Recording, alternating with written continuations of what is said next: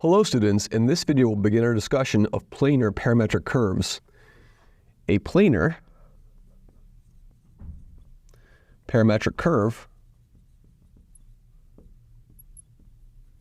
has the form. Curves look like this. They look like x is equal to a function f of t and y is equal to a function g of t, and t is a parameter here. T ranges between two real numbers a and b. So in this problem, t is the parameter, so t is the parameter of the curve.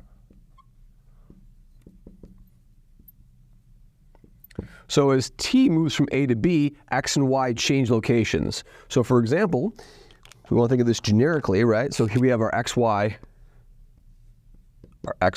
plane. And as we plug in different values of t, I get different values along a curve. So this might correspond to t equals a. Other way over here, so this might be t equals a. This might be t equals b, right? So of course, when t is equal to a, that point over there is going to correspond to what? That corresponds to x equals f of a and y equals g of a. So that is the point f of a, g of a. And that point f of a, g of a is called the initial point of the curve, the initial point. And then we move like this along the curve.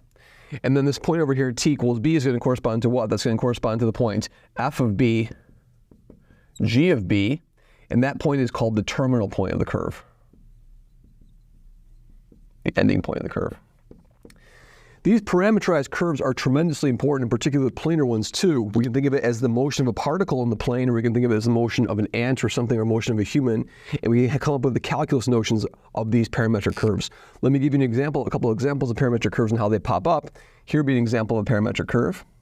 If we look at x equals 3t plus 1 and y equals 1 minus 2t for t between 0 and 1, this is going to represent a line segment. Let's think of what happens. When I plug in t equals 0 to this, we're going to be at what point? We're going to be at the point 1, 1.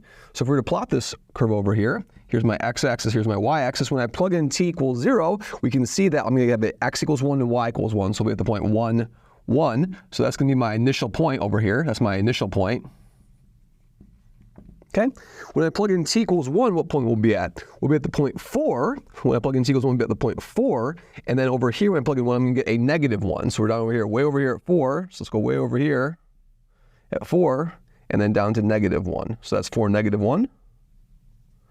And then, as I'll show in a moment, we're going to move along this straight line. Okay? So that's going to be my terminal point.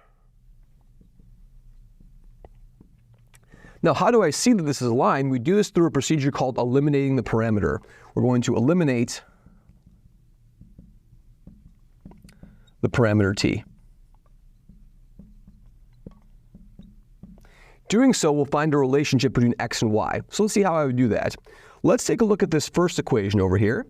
The first equation over here tells me what? The first equation over here tells me that x minus 1 is equal to 3t. And then dividing by 3, I can conclude that t is equal to what? Is equal to x minus 1 over 3.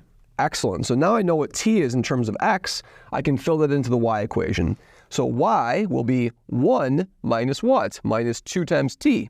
But we know what t is. T is x minus 1 over 3. So we can rearrange this, and this will say what? This implies that y is equal to what? Y is going to be, let's see what we have over here. So we have a negative 2 times negative 1/3. That's a positive 2/3. So it's going to give me a 5/3. And then minus 2/3 x. So we see that by eliminating the parameter, I've shown that this curve lies on the line what? Lies on the line y equals 5/3 minus 2/3 x. So the y-intercept is 5/3. The slope is negative 2/3. But the key difference between these parameterized curves and this relationship over here is the full line. That's the full line. Our curve is a portion of that line, and the parameter t going between 0 and 1 tells you exactly what part of that line you're on, starting where, ending where. It gives you also an orientation. Let me show you another example of eliminating the parameter that is very, very common in this scheme. What I'm going to do is I'm going to look at this parameterized curve, one of our favorites. Here's another example. I can look at x, which is cosine of t, and y, which is sine of t, for t between 0 and 2 pi. Okay, so let's carefully think of that parametrized curve for a second and think about what it would represent. Well, if we think back to our days in trigonometry, we know that if we think of like x being cosine and y being sine, that's exactly the part of the unit, that's exactly the point on the unit circle that parameterizes by an angle of t. So what this is over here is this represents the unit circle. And it's oriented counterclockwise or anti-clockwise. Because when I plug in t equals 0, I start at 1, 0, and then I increment this way. So if we were to plot this circle over here, what we would see is we'd start over here at 1, 0. That's my initial point. And I would traverse the unit circle going anti-clockwise like this, just as the wrapping function does. So that is going to represent my curve. Of course, when I plug in 2 pi, I get back to where I started. So the initial point and the terminal point, so the initial point is actually equal to the terminal point here, terminal point. And when the initial point is equal to the terminal point, we call the curve closed. If the starting point and the ending point come back to each other, that forms a circuit and it forms a closed curve. So this is a closed curve. Now you might say, how do I eliminate the parameter in this problem? It's a little bit different procedure. What I'm going to do is I'm going to notice that x squared is cosine squared of t, and y squared is sine squared of t. So if I add these equations together, I'll have x squared plus y squared is equal to what? X squared plus y squared is equal to 1, and that's exactly the equation of the unit circle. But our parameterized curve tells us more. It tells us not only do we lie along the unit circle, I've went around the unit circle one time, and I've went along in an anti-clockwise direction.